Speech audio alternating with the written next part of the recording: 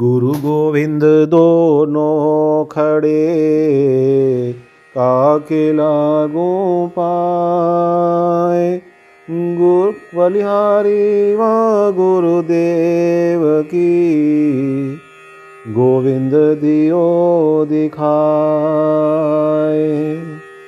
जीवन में गुरुदेव का होना अत्यंत आवश्यक है। क्योंकि अज्ञान से ज्ञान की ओर ले जाने वाला मनुष्य जन्म से अज्ञान में होता है। गुरु ही वह दीपक है जो अंधकार को हटाकर ज्ञान का प्रकाश देता है। बिना गुरु के सही ज्ञान प्राप्त करना कठिन है, इसलिए गुरु की आवश्यकता है। जीवन में अनेक रास्ते होते हैं, सही और गलत।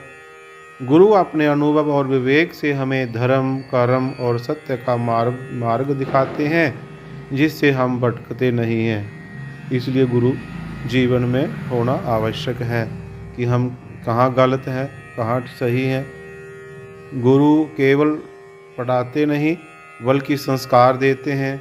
अनुशासन, विनम्रता, सेवा, त्याग और चरित्र निर्माण करते हैं। जब शिष्य निराश होता है तब गुरु उसे साहस, आत्मबल और प्रेरणा देते हैं। गुरु शिष्य की छुपी हुई प्रतिभा को पहचान कर निखारते हैं। भौतिक ज्ञान के साथ साथ आत्मज्ञान भी गुरु से ही मिलता है। मोक्ष का मार्ग, भक्ति, ध्यान और साधना गुरु के बिना अधूरा है। न गुरोरधिकम तत्वम न गुरोरधिकम तपः, अर्थात गुरु से बढ़कर ना कोई तत्व है ना कोई तप। गुरु शिष्य को केवल जीविका नहीं सिखाते बल्कि जीवन जीने की कला सिखाते हैं और जीवन को सफल व सार्थक बनाते हैं। गुरु के बिना ज्ञान अधूरा है, जीवन दिशाहीन है और साधना निष्फल है। इसलिए कहा गया है, गुरु बिन ज्ञान न उपजे, गुरु बिन मिले न मोक्ष। भागवत में कहा भी गया है कि चिंतामणिर्लोक सुखम सुरुद्रो स्वर्ग संपदम प्रयच्छति गुरु प्रीतो वैकुंठम जोगी दुर्लभम।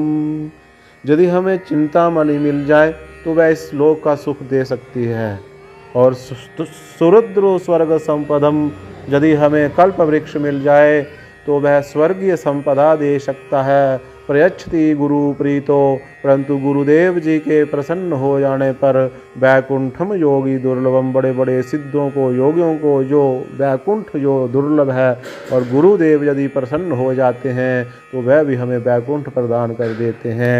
इसलिए जीवन में गुरु अवश्य होने चाहिए। बोले सद्गुरुदेव भगवान की जय।